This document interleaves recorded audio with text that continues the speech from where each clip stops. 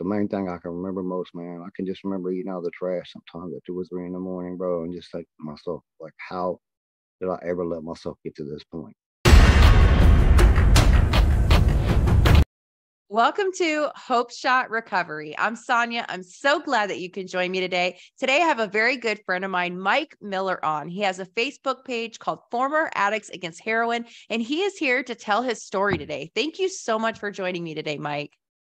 Thank you. Thank you. I'm honored. I'm glad you had me, man. I'm always honored to share my story, man. Give hope to the Yes, hopeless, man. Glory to God. absolutely. Well, let's get right into it. So tell me where it all began. I've always felt out of place in my life, man. Even as a child, man, I never felt like even as a child, my earliest memories, I can remember the other kids playing, and I just was always by myself. I got molested at an early age, man. I was 6, and it ended up affecting me my whole life. I mean, I just carried it with me my whole life. And then I grew up in a family, man. It was a lot of drug usage. Not my parents necessarily, but my brothers and sisters were all drug usage. And unfortunately, they thought it was cool to get their little brother high.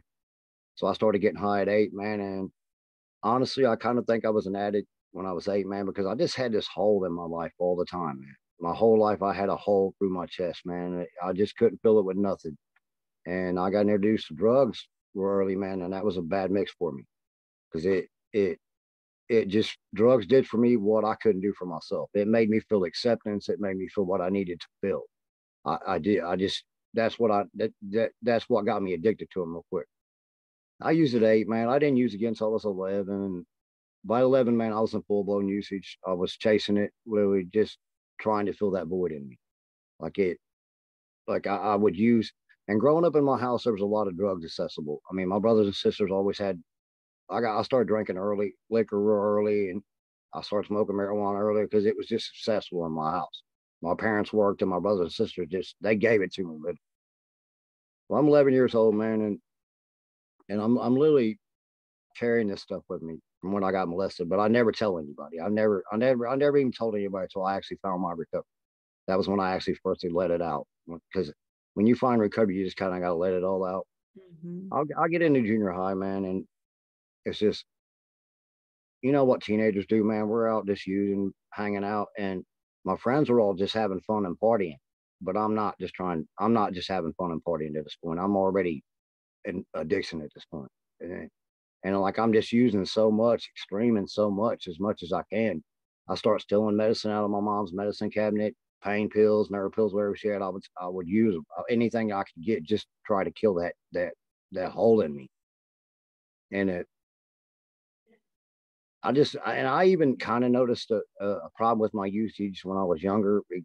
Even in junior high, I kind of noticed myself there was a problem with my usage because like I said, my other friends were just partying and having fun, but I wasn't.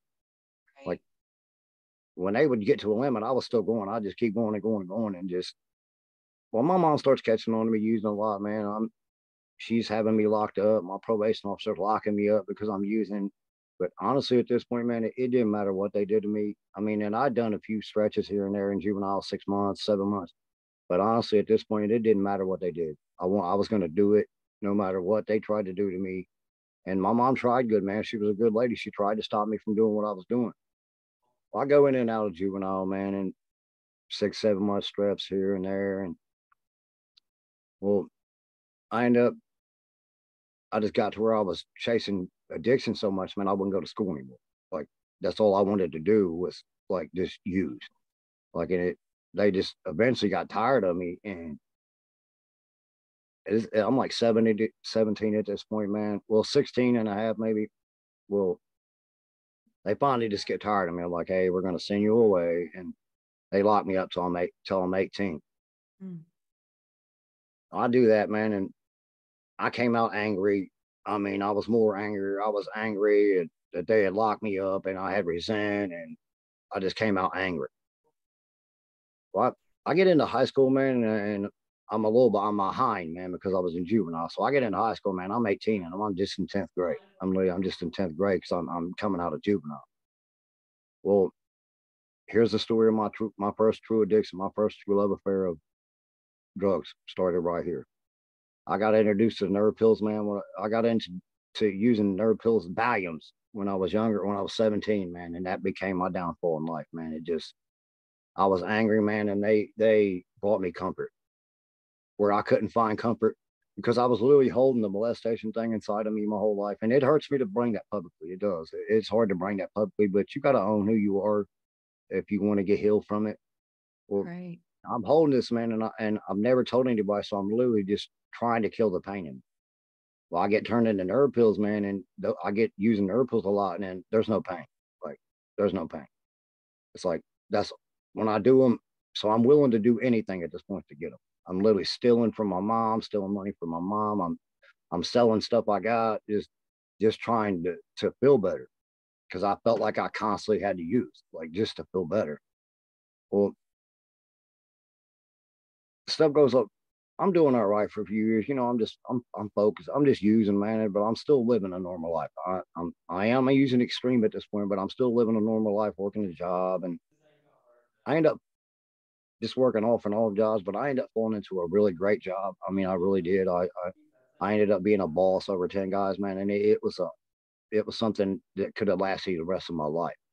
Mm. Well, in 2004, man, I'd been doing snow removal. I was a boss, so I'd been doing snow removal for 48 and a half hours.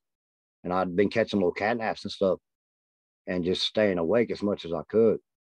Well, I'm on my way home from work, man, and I fall asleep at the wheel, man, and flip my truck 4 times. Oh my So gosh. this is where the real story begins on my journey to complete addiction. I go to the doctor and they prescribe me Percocet 7.5s and for a year and a half. Mm. And you know, you don't set out to be an addict, man. You don't. You take one, you feel a little better. You take another one, you feel a little better. You take another one, you feel better. You take another one, you feel better. And before I knew it, man, I found myself getting physically sick off of it. I mean, I'd wake up in the morning and be sick. Well, this goes all right for 6 or 7 months. I mean, it works out for 6 or 7 months, but 6 or 7 months in, I'm doing more than I'm prescribed. Because at this point, I'm already, you know, at this point, you can't really stop yourself from doing. You got to. Well, I start I start spending, I'm start blowing all my money from work, man. And I'm actually doing good at this point, man. I got my own house. I'm doing all right. I'd actually bought my house at this point because the job I was working at was a good job and I made good money. And I actually bought my house off at this point. Well, it's, I start doing more and I'm more than I can possibly pay for. So I start selling my stuff off, man, you know, and my work starts noticing there's something wrong with me this time. They're starting it, but they don't pick up on the whole story of it yet, though. I kind of get it dismissed the first time. Well, I start spending all my money on it, all my money out of my check on it, man. Literally, I'm just working to support my habit. That's literally what I'm doing. Well, I had a friend at the time, which happened to be my brother. He said, "Hey, bub, man, I see you spending all these money on Percocets, man." He said, "How about you try this little bit of heroin, man?" He said, man, trust me, it's gonna be the greatest thing you ever did. You won't spend that much money on it. That was the first time I got introduced to the drug that destroyed my whole life completely. Well, it goes okay, you know, while for we're doing it. I'm snorting it, man, 6, 7 months in, year in, I'm still snorting it and everything's going good. I'm still working. Well, I get introduced to the other part of it. Yep. And the other part of it took completely over me, completely, I mean, just destroyed me. And then my work starts really noticing, man, because I'm missing work because I'm literally just chasing not being sick all day. Because when I didn't get paid, that meant I had all week. Because you know, I would get paid and spend all my money, and then I'd have all week to be sick if I didn't do something to not be sick. So I would do right, I would miss work so I could go just because I was chasing not being sick all day. Well, they start noticing. They're like, somebody calls my work and they're like, "Hey, you need to check him, man. He's IV using." And I think this is God kind of trying to step in my story at this time, honestly, because they were such a good job. It was such good job. They come to me and they said, "Mike, man, we somebody told us you were using IV using, and can we see your arms?" And I'm like, "No, nah, man, I'm denying. I get all crappy with them. You know how we are as addicts, man. Yeah. I get all crappy with them, and even when they seen the scars on my arms, man, I was still trying to deny it. Like, no, like I'm not using. Like those are from the hospital because I just wasn't ready to admit I was an addict at this point. Like, it takes a lot to admit you're an addict. I mean, because growing, in my life, man, you always hear of an addict as some homeless persons, they're bad people. So it was hard for me to admit that. But they're like, Mike, man, we don't want to fire you, man. You're a good worker. You've been a good boss for us, man, and we want to give you help, man. We'll get you some rehab, and you can still work. Well, being what I was and not being ready to admit my addiction, I just got all angry and quit my job. But like, I'm like, just go to HELL, and I was like, forget y'all, man, because I just wasn't willing to admit I was an addict at this point. Well, I lose my job, man, and I'm literally just trying every way just to keep not being sick every day. So I start doing bad things, man, going in and out of jail. Well, I end up losing my house. I, I end up, I end up losing my house because I wasn't paying my bills, man. I had just not got a job since I had lost my job because I couldn't work anymore. Like my whole life, it just chased being sick, not being sick all day. That's all it involved. I had sold everything off, man. I lose my house, man. Your light starts dimming. You just start. I just noticed I was fading away, and it hurts me to say that now. Even now, still it hurts me to realize how much addiction has cost me in my life. Well, I moved back home with my dad, and I have to move back home with my dad, and I was humiliated, man, because I was doing good. I had two new vehicles, and I ended up selling one of them off before I moved back with my dad because I was just doing everything I could to stay well. I moved back home with my dad, man. I'm literally just so ashamed of what I had done, how I'd let myself get. And I'm kind of thinking it's going to be a good thing to move in around my dad because I'm thinking it's going to slow my using down. But it ultimately turned out to be a horrible decision because I moved in my dad's neighborhood and it was drugs everywhere, and it allowed me my usage to increase.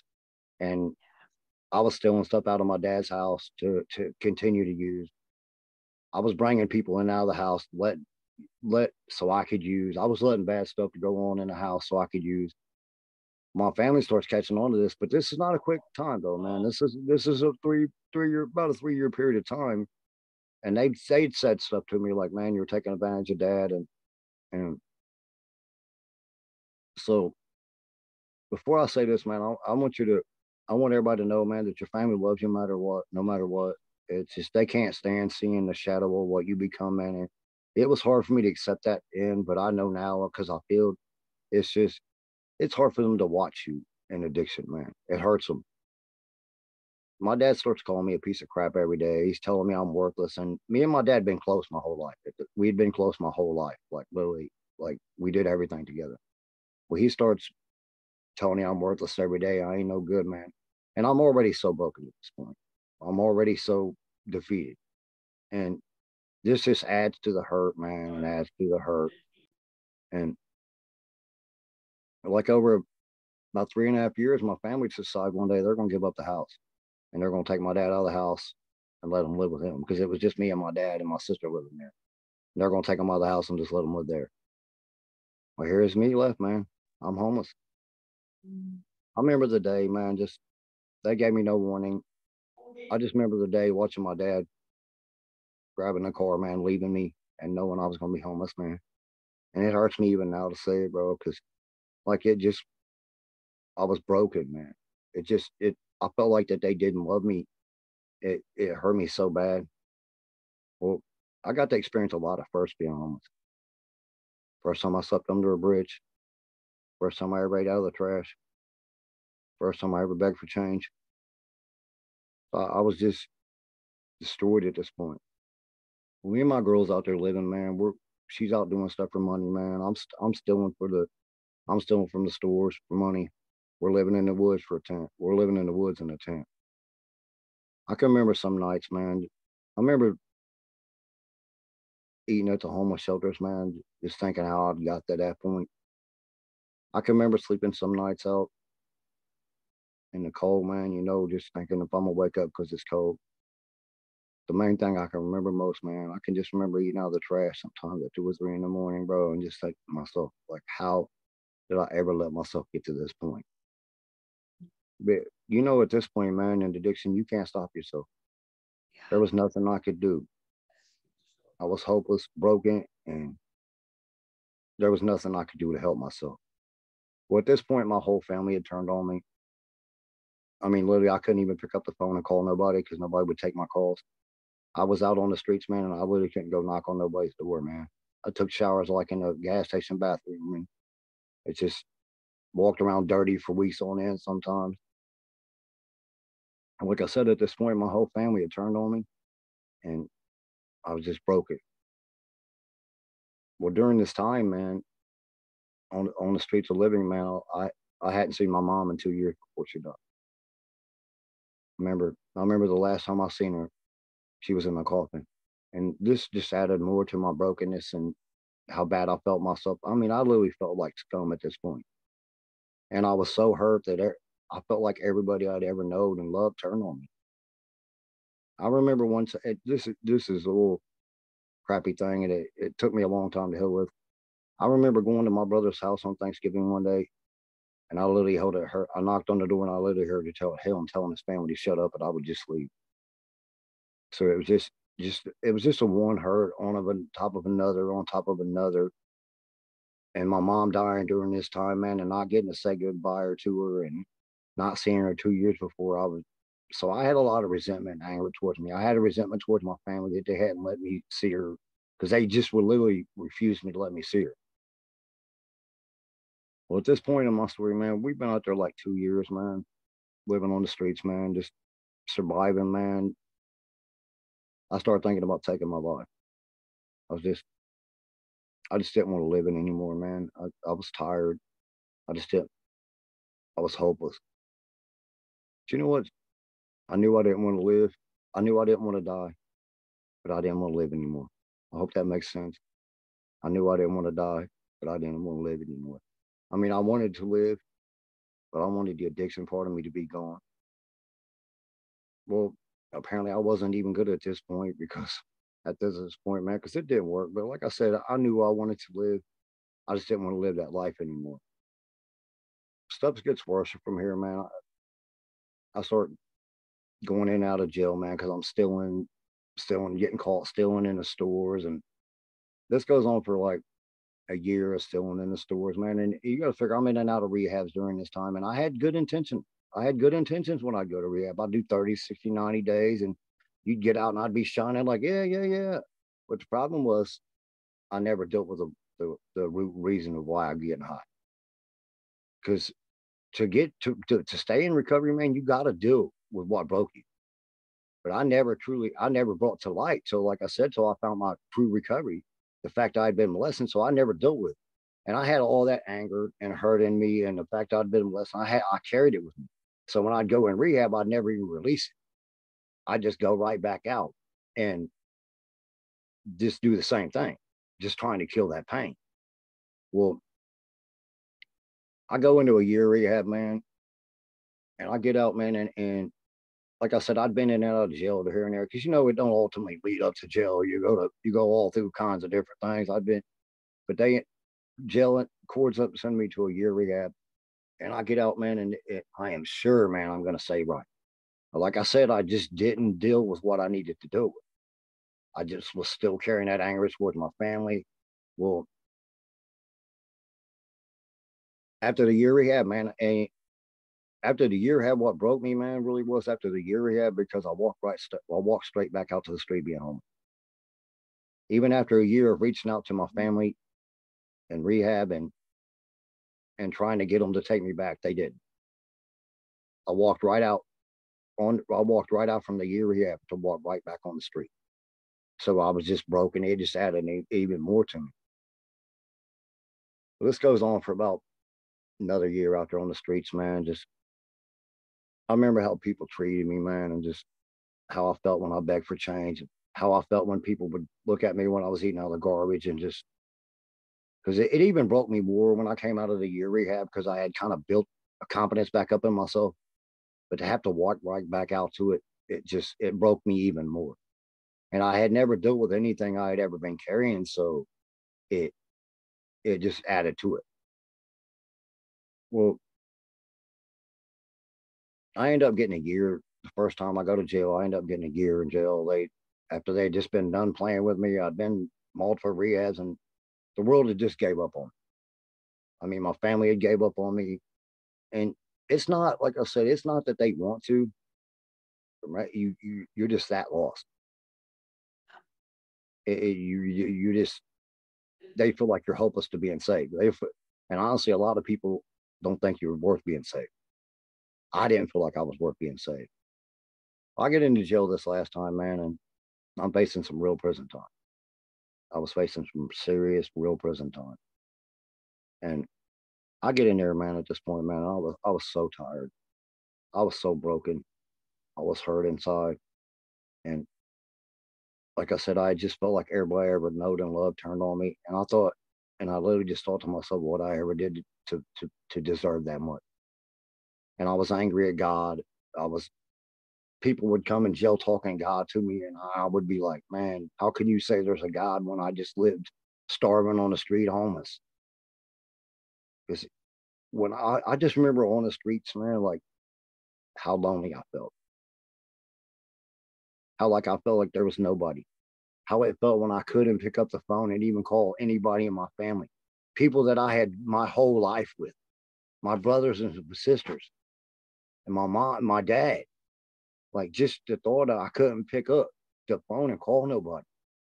I get in there, man, and like I said, I'm just so broken at this point, man. And I was, I would tell people in jail, man, if there's a God, I'm angry at him. I want to know why he took my mom. I want to know why I went through what I did. But at this point, man, I'm just so broken. Like I'm just so hurt. But honestly, I don't even know if I believed in God at this point. I don't. I'm not even sure. Like my mom, I grew up in a Pentecostal church. My mom was really religious, but as growing a child, you don't really know that kind of stuff. So I'm not sure if I even believed it this God in God at this point. But I just literally thought, what else is there to try? I go to my cell that night, man, after a little church meeting I went to, and I go to my cell that night, man, and I just dropped to my knees, man, on the side of my bunk in complete surrender. I was, I mean, literally, it was just like I literally let everything that I had out to him. I prayed a simple prayer. I said, God, please save me. Please come into my life. And I don't want to hurt anymore. And I don't want to feel worthless anymore. And I got to say, God performed a true miracle in my life. Because I got up in jail that next day, man, and I knew I was never going to do drugs for the rest of my life. Because God filled that hole in me that had been there my whole life. That emptiness I felt my whole life was gone. And it didn't matter to me anymore that I'd been molested. It didn't matter to me that I'd lived on the street starving, eating out of the bar. It didn't matter to me anymore because God had relieved the weight from me. I'm like, and literally it brings tips from my eyes thinking about it right now because it's just like, it felt so good to be relieved of that weight and that hurt in me.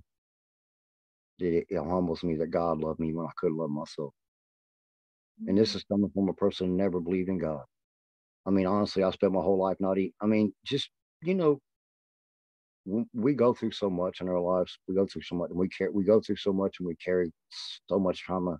It's hard for us to even conceive that there's a God that loves us, considering what we go through as addicts.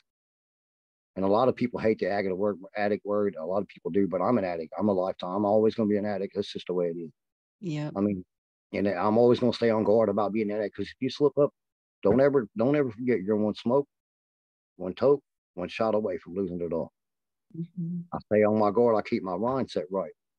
Well, I still end up doing a lot of pointed time at this point because I had 15 months and I'm only like 3 months in at this point. Literally, when I had my moment with God, I'm only like 3 months in at this point. I'm setting my mind. Literally, I'm doing little things, little programs and stuff because at this point I'd actually set my mind so it was like I was done. I didn't want no more.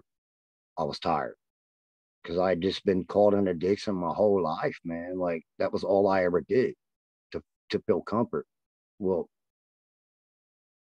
it's like getting like 12 months in and they just show up one day and let me out. They just just show up one morning, let me out, and I go outside, man, and I'm noticing things I've never noticed before. I'm noticing the sun shining, the wind blowing. I'm noticing the leaf changes on the tree. I'm noticing how beautiful the world is, and I'm like, I'm just blown away, sure, but bored by it. It just felt so good to not be carrying that weight anymore. It felt so good to not feel hopeless anymore. Recovery for me, man, it's been a journey of discovery. I've had to learn to love myself again.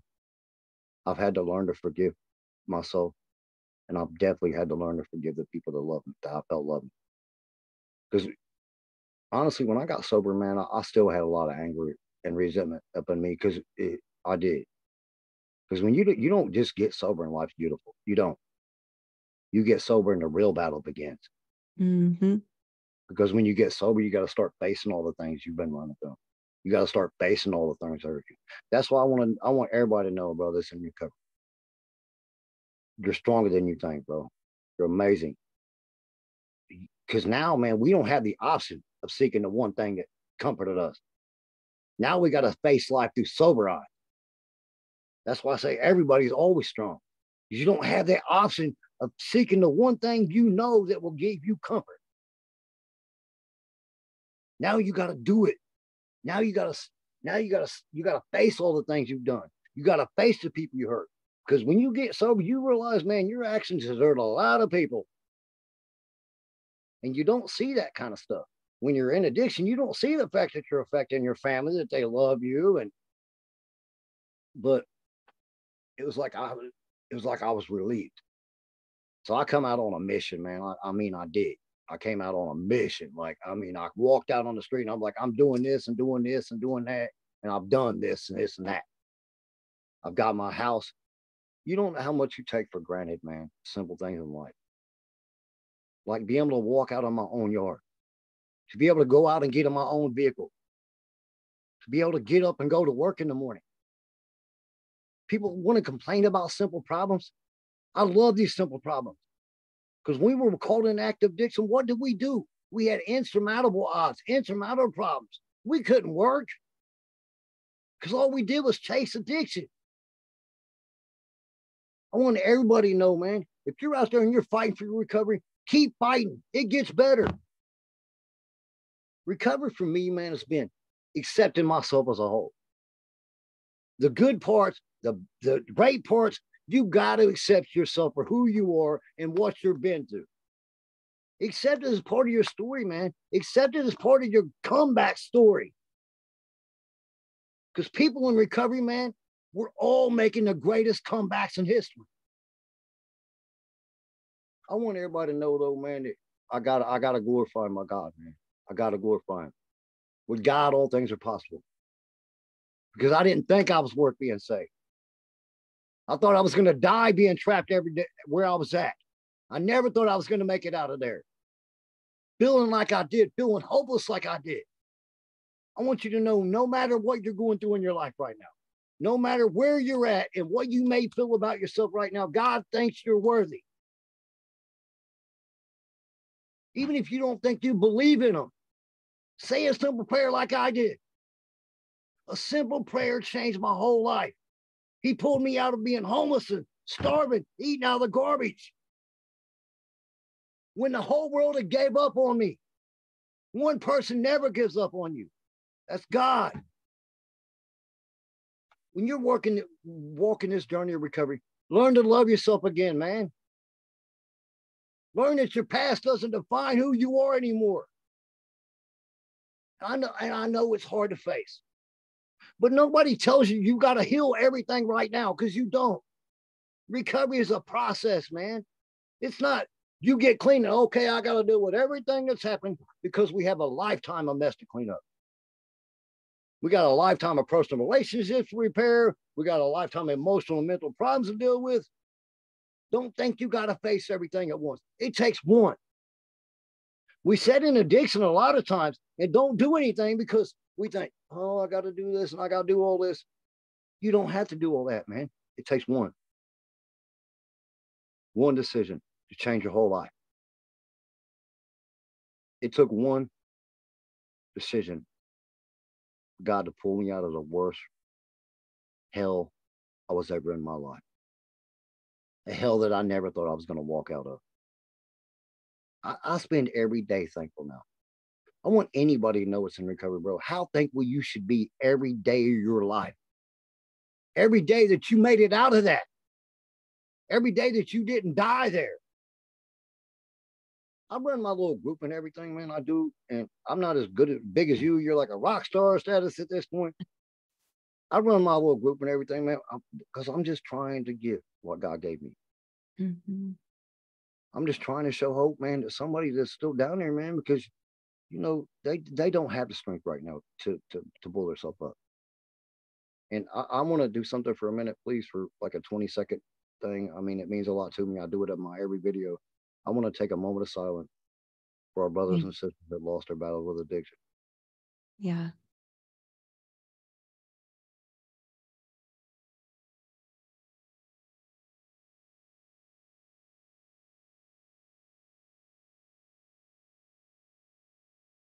Thank you. Thank you.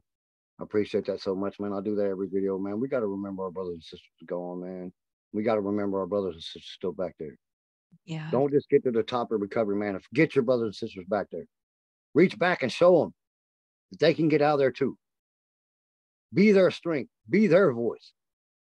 I speak out for recovery, man, because I'm trying to be the voice for the people that don't have a voice right now. I'm so honored you asked me to do that. I'm always pumped to share my story, man. You have an amazing story. I have to say, this has been my favorite story that I've heard since I've started doing this. You have such a powerful testimony. And just to hear what you said, like, I resonated with so much. And you told me before we started that there's a lot of our stories that are similar. And I see that now. But like one thing that you said that really stuck out to me was like the way that we start fading away when we're in our addiction. And then the lights come back on, right? When we get in recovery, we surrender our lives to God, like the lights come back on, and then we become a light to others. So I just alive again. Yes, it's okay. Alive again. Hold on here. Let me see what I did here. Okay. Yeah, but I just thank you so much. I mean, you have a really powerful testimony, and I'm going to share a link to Mike's Facebook page on the description. So you guys go follow him. You can catch lives. What do you do them every Saturday? Is that right? Sundays at 8:30, man. I'm honored you give me the shout out like that, though. I appreciate you for letting me share my story, man. I'm always honored to share hope, man. I want everybody to know, man, you can recover. That's right. You can recover. God will save. He saved me. He saved Sonia. Mm-hmm. He saved He saved tons of people. He'll save you too, man. Don't lose hope, man. Don't quit. Yes. Go for it, man. Because you're going to keep staying there. And you're going to keep being broken. Yeah. Make that first step, man.